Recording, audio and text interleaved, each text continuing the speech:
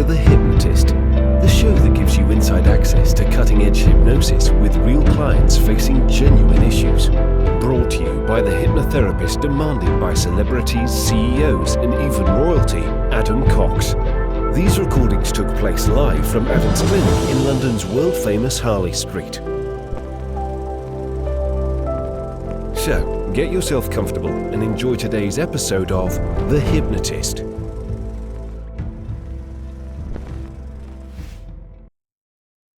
Hi, it's Adam here, and this is another nested loop hypnosis session, and I was working with a group of people to demonstrate how easy it is to create levels of disassociation. It's something I call the inception induction, inspired by the movie Inception.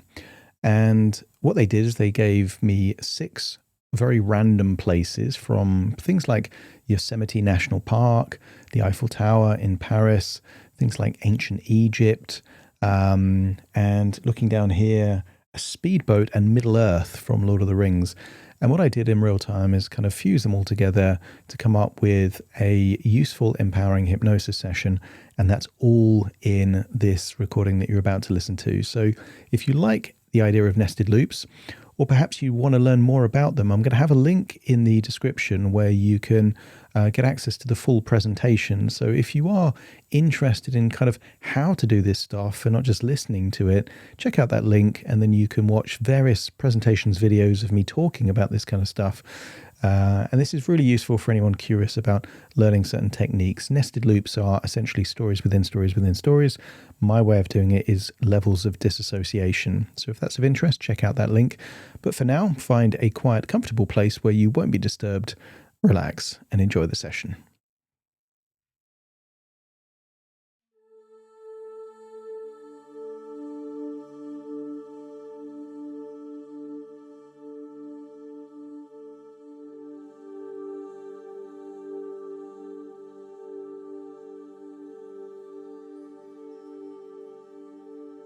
Take a deep breath in, and as you breathe in, just allow your eyelids to close, and with your eyes closed, notice how easy it is to focus on the sound of my voice. Breathing in relaxation, exhaling tension. Each breath takes you deeper and deeper relaxed. Become aware of the temperature in the room, the feeling of any clothing on your skin, the pace, the rhythm of your breath, and even the subtle sensation of a pulse or a heartbeat, taking you deeper and deeper relaxed. And as your body relaxes, your imagination awakens. And I wonder if you could imagine one of those antique globes. You know the ones. The ones on that brass axis that you can spin and see anywhere in the world. And I want you to imagine spinning it. And as it stops, stare into the shape of North America. And just allow your fingers to imagine the sensation of any mountains, landscapes, and find a place there in North America of outstanding natural beauty. And I want you to imagine that your finger is touching the sensation of a large section of rock, almost monolithic. And just imagine that by touching it, your whole consciousness travels down your arm, down your fingertip, into that location. And I want you to imagine how it would feel to suddenly be there in Yosemite National Park. And I want you to imagine blue skies, sunshine. I want you to get a feeling, a wonderful feeling of feeling at one with nature. And I want you to imagine seeing something inscribed there on the rock. You can't quite make it out, but there is definitely a word or a phrase inscribed on that huge monolithic rock. But I want you to imagine, for some reason next to the rock is the entrance to an elevator. It shouldn't be there. There's no buildings. And yet there is. Imagine pressing the button to call the lift. And as it arrives, just imagine stepping into the elevator. And just imagine pressing the top floor. Feel the sensation of your body as it takes you upwards, all the way to the top. But when the elevator opens, you find yourself right at the very top of the Eiffel Tower. Imagine it's nighttime, and I want you to imagine seeing the incredible lights all throughout Paris. You're seeing the river, you're seeing everything there. And I want you to get a sense of perspective. From such a high place, I want you to imagine that you start to imagine a new perspective on your own life. And I want you to imagine a cookie jar there. But inside the cookie jar at the top of the Eiffel Tower is not a cookie, but a resource. And you're not sure what that resource is yet. You just know it's a resource that would be very valuable and useful for you. But I want you to imagine, for some reason, connected to the very top of the Eiffel Tower is what looks like a water slide. And I want you to imagine how it would feel to launch yourself down that rapid water slide, swooshing and whooshing all the way down. And you would think you would end up at the bottom of the Eiffel Tower. But when you get to the bottom, you find yourself in ancient Egypt, surrounded by the Sphinx, the Grand Pyramids. And I want you to imagine no one else is around, and you have direct access to the Pharaoh's tomb. But inside this tomb, there is no curse, only a blessing. You are yet to receive the blessing, but you know the blessing is coming your way. And there, in the Pharaoh's tomb, I want you to imagine seeing a miniature city. A city, a small version of Cairo, but I want you to see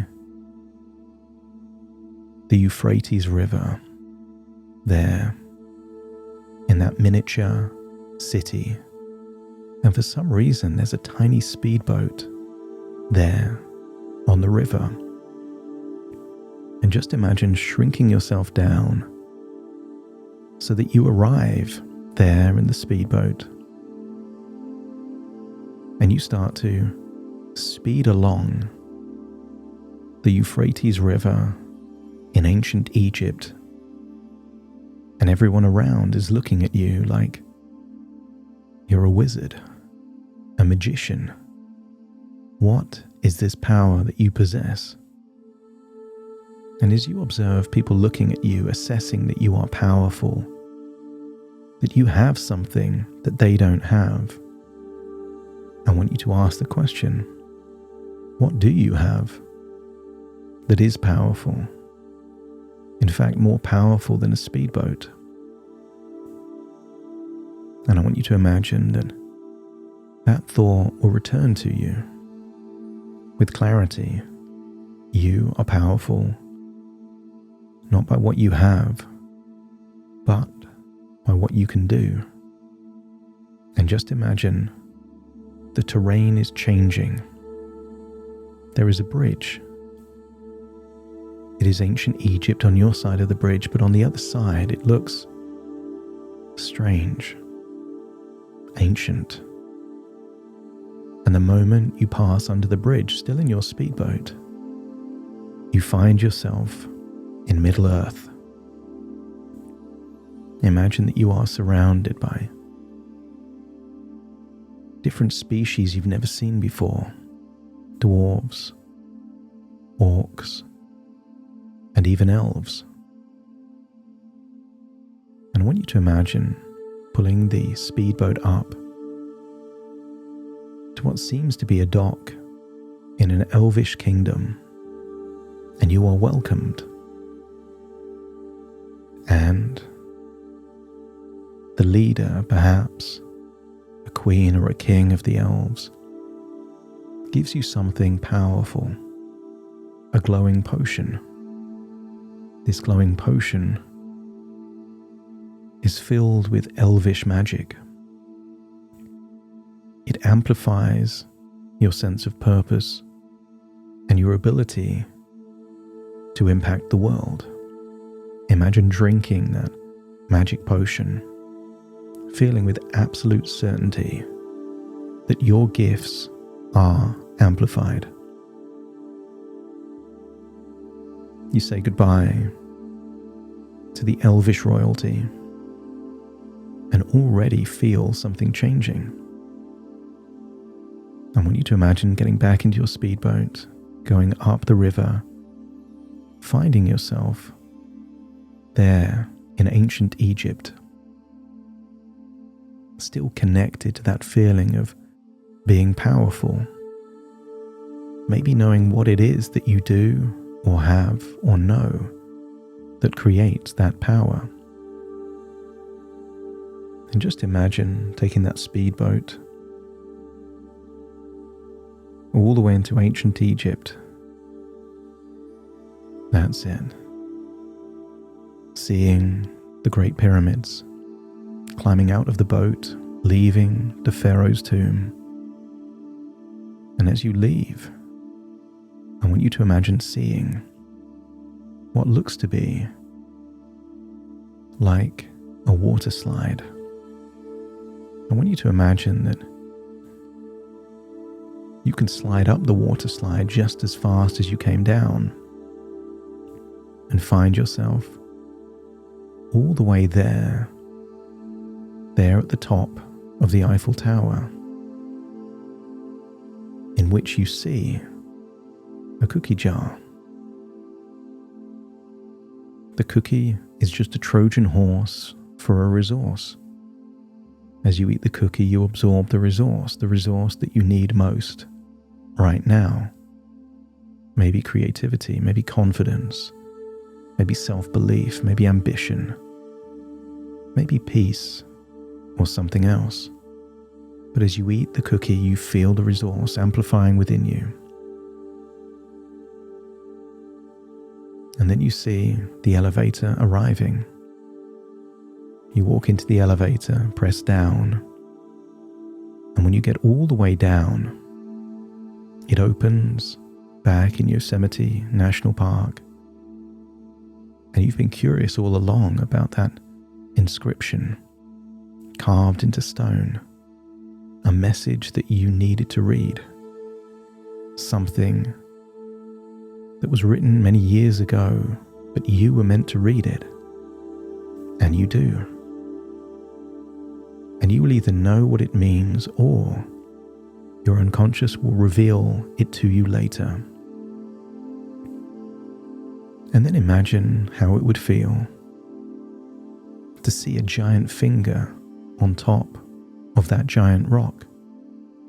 And as you look at the finger, just imagine traveling up the finger into your own body, staring down at a globe, feeling a wonderful sense that you've been on this incredible journey within your imagination, a journey of thoughts within thoughts, ideas within ideas, and dreams within dreams. But it's time to return, taking all of this wisdom, insight, gratitude, and resourcefulness with you. Take a deep breath in through your nose and out through your nose. Just wiggle your fingers and wiggle your toes, connect and calibrate into the here and the now, as I now count from 1 to 10 to awaken you.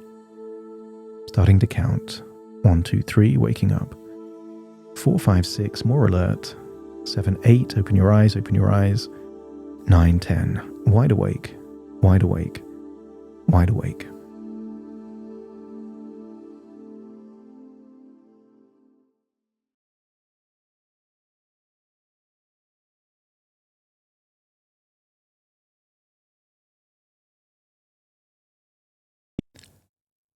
Thank you so much for joining me on today's episode of The Hypnotist.